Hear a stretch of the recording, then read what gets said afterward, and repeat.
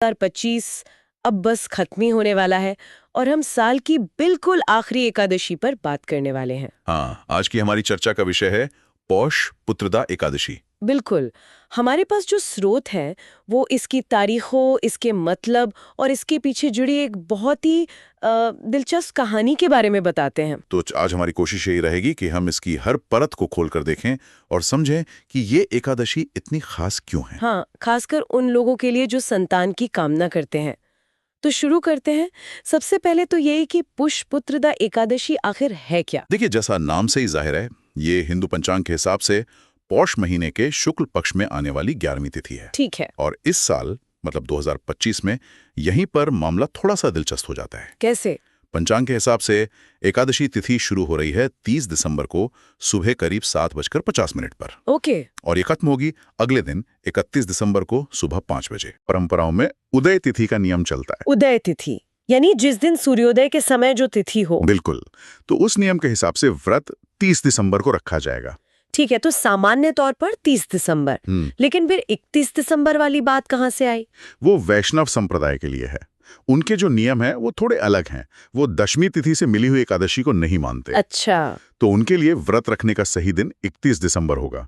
तो ये दिखाता है कि कैसे एक ही त्योहार को अलग अलग आध्यात्मिक धाराएं अपने नजरिए से देखती हैं। तो ये कोई सही या गलत तारीख का मामला नहीं है, ये बस परंपरा का फर्क है। ये बात जानना बहुत जरूरी है। चलिए, तारीखों की एक गुत्थी तो सुलझ गई। अब आते हैं इसके नाम पर, पुत्रदा। हाँ, इसका शाब्दिक अर्थ ही है पुत्र या संतान देने वाली। नाम अपने आप में बहुत कुछ कहता है। बिल्कुल। स्रोतों के मुताबिक इस व्रत के 3 मुख्य उद्देश्य माने गए हैं। पहला तो जाहिर है संतान प्राप्ति।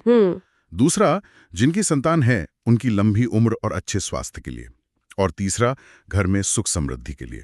और इस दिन भगवान विष्णु और माँ लक्ष्मी की पूजा की जाती है। हाँ, और एक और बात जो स्रोतों में मिलती है जो इसे बहुत खास बनाती है, वो कौन सी? वो ये कि इस एकादशी की कथा सुनने या पढ़ने भर से वाजपेयी यज्ञ के बराबर फल मिलता है। अरे, वाजपेयी यज्ञ? ये तो बहुत बड़ी बात हो गई। वाजपेयी यज्ञ तो कोई मामूली चीज नहीं थी, है ना? बिल्कुल नहीं, ये बहुत बड़ी बात है। आप समझिए कि वैदिक काल के सबसे बड़े, सबसे प्रतिष्ठित यज्ञों में से एक था ये। इसे सिर्फ चक्रवर्ती सम्राट ही कर सकते थे। अच्छा। तो जब ये कहा जाता है कि एक आम इंसान की एक दिन की भक्ति का फल उस सम्राट के सबसे भव्य यज्ञ के बराबर है, तो ये एक तरह से आस्था का लोकतंत्रीकरण है। वाह, ये बहुत अच्छा शब्द है, आस्था का लोकतंत्रीकरण। मतलब ईश्वर की नजर में सच्ची भावना की कीमत किसी भी बड़े कर्मकांड से कहीं ज्यादा है। बिल्कुल यही बात। ये यज्ञ वाली बात तो सच में सोचने पर मजबूर करती है। मुझे लगता है इसका राज उस कहानी में छिपा है जो पद्म पुराण से आती है। हाँ, कहानी की शुरुआत भी बहुत क्लासिक तरीके से होती है, एक संवाद के रूप में। महाराज युधिष्ठिर भगवान श्री कृष्ण से सवाल करते हैं। हाँ, वो पूछते हैं, हे मधुसूदन, पौष मास के शुक्ल पक्ष की इस एकादशी का नाम क्या है?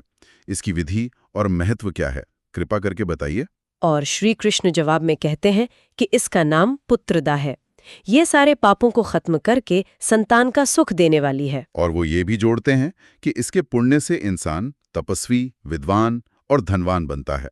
और फिर इसी बात को समझाने के लिए वो एक कहानी सुनाते हैं। राजा महिजित की कहानी। हाँ, अवंती देश के राजा महिजित की। स्रोत बताते हैं कि वो एक आदर्श राजा थे, मतलब पराक्रमी, धर्मात्मा, प्रजा का अपनी संतान की तरह ध्यान रखने वाले। सब कुछ था उनके पास। एक आदर्श राजा था। सब कुछ था, लेकिन राजा की अपनी जिंदगी में एक बहुत गहरी कमी थी। उनकी अपनी कोई संतान नहीं थी।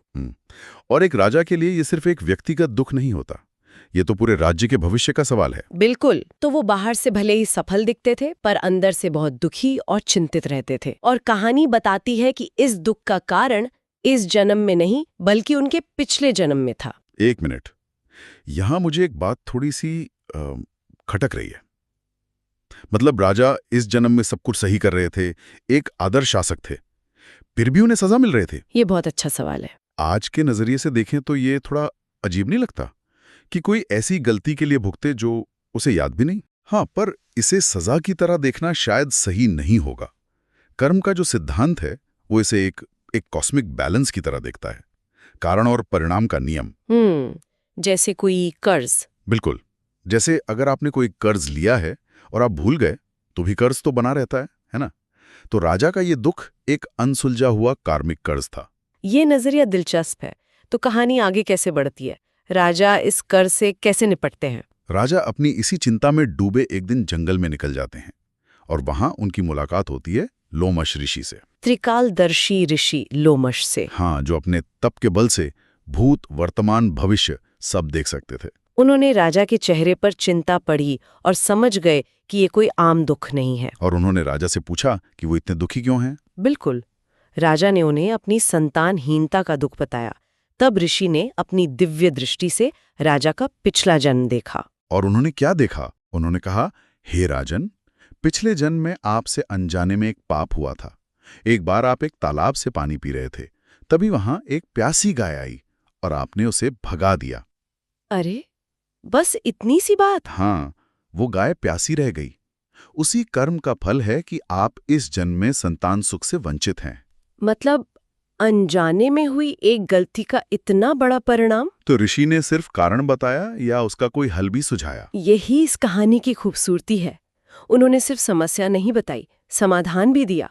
उन्होंने कहा, चिंता मत करो राजन। उन्होंने राजा को पौष मास की पुत्रदा एकादशी का व्रत करने की सलाह दी। बिल्कुल। उन्होंने कहा, इस व्रत की शक्ति से तुम्हारा वो पाप नष्ट हो जाएगा और तुम्हें निश्चित ही पुत्र की प्राप्ति होगी। ये एक तरह से उस कर्म रोग के लिए आध्यात्मिक औषधि थी। ये तो कमाल की बात है। एक राजा जिसके पास पूरी सेना है, खजाना है, उसका समाधान किसी युद्ध या दौलत में नहीं बल्कि एक दिन के व्रत में था। सही कहा।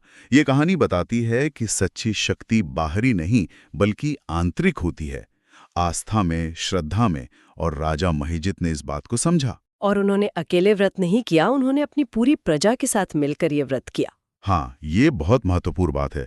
जब कोई प्रार्थना या अनुष्ठान सामूहिक रूप से किया जाता है तो उसकी ऊर्जा कई गुना बढ़ जाती है। उन्होंने निर्जला उपवास रखा, रात भर जागरण किया, भगवान विष्णु की पूजा की और व्रत के हर नियम का पूरी निष्ठा से पालन किया। और फिर परिणाम वही हुआ जिसकी उम्मीद थी।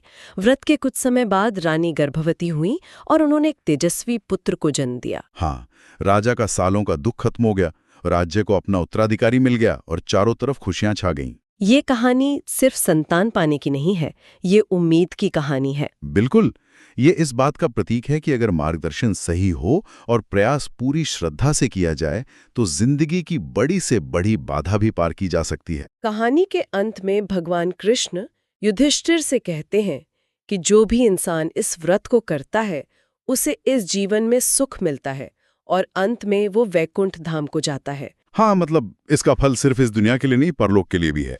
तो ये तो हुई कथा और उसका महत्व। अब अगर कोई ये व्रत करना चाहे तो मोटे तौर पर क्या करना होता है? विधि बहुत सीधी और सरल है। स्रोतों के मुताबिक एकादशी के दिन निर्जला यानी बिना पानी पिए व्रत रखने का विधान है। लेकिन अगर स्वास्थ्य ठीक ना हो तो फलाहार का विकल्प भी है, मतलब फल और दूध ले सकते हैं। असल महत्व शरीर को कष्ट देने का नहीं बल्कि मन को संयम में रखने का है। और पूजा का क्या? पूजा में भगवान विष्णु को तुलसी पत्र चढ़ाना सबसे जरूरी माना जाता है। साथ में फल, फूल, दूध, पंचामृत जैसी सात्विक चीजें अर्पित की जाती हैं। और व्रत तोड़ा कब जाता है? व्रत अगले दिन यानी द्वादशी तिथि पर तोड़ा जाता है। इसे पारण कहते हैं। सूर्योदय के बाद सही मुहूर्त में ही व्रत खोलना चाहिए। तो आज हमने 2025 की आखिरी एकादशी, पौष पुत्रदा एकादशी को काफी गहराई से समझा। तारीखें यानी 30 और 31 दिसंबर दोनों के पीछे का तर्क समझ में आया। हाँ, वाजपेयी यज्ञ से इसकी तुलना ने भी भक्ति की ताकत को एक नया नजरिया दिया। और राजा महिजित की कहानी ने हमें कर्म और उसके समाधान के बारे में बहुत कुछ सिखाया। बिल्कुल, इसका सार यही है कि ये दिन सिर्फ भूखे रहने का नाम नहीं है। ये आस्था, कर्म और उम्मीद का प्रतीक है और ये बताता है कि हम अपने अतीत के कर्मों के कैदी नहीं हैं। एक बहुत ही सकारात्मक संदेश है। अच्छा, इस पूरी चर्चा के अंत में एक सवाल मेरे मन में आ रहा है। बताइए। जब लोमश ऋषि उपाय बताते हैं तो स्रोत में लिखा है श्रावण या पौष मास के शुक्ल पक्ष की पुत्रदा एकादशी का व्रत करें। ये या क्यों? हाँ, ये एक बहुत ही सूक्ष्म लेकिन महत्वपूर्ण बिंदु है। ये हमें सोचने पर मजबूर करता है कि साल में 2 पुत्रदा एकादशी क्यों हैं। हाँ, एक श्रावण में और एक पौष में, दोनों का नाम एक, उद्देश्य एक और फल भी एक। ये एक दिलचस्प सवाल है। एक आती है बारिश के मौसम में जब धरती नई होती है और एक आती है सर्दियों में, जब सब कुछ शांत होता है। तो क्या अलग-अलग ऋतुओं में आने वाली इन दो समान फलदायी तिथियों के बीच कोई गहरा आध्यात्मिक या प्राकृतिक संबंध हो सकता है? ये एक ऐसा प्रश्न है जिसका उत्तर शायद और गहरे अध्ययन में छिपा हो। एक सुंदर विचार जिसके साथ हम आज की इस चर्चा को यहीं समाप्त कर सकते हैं। जय श्री हरि। जय श्री हरि।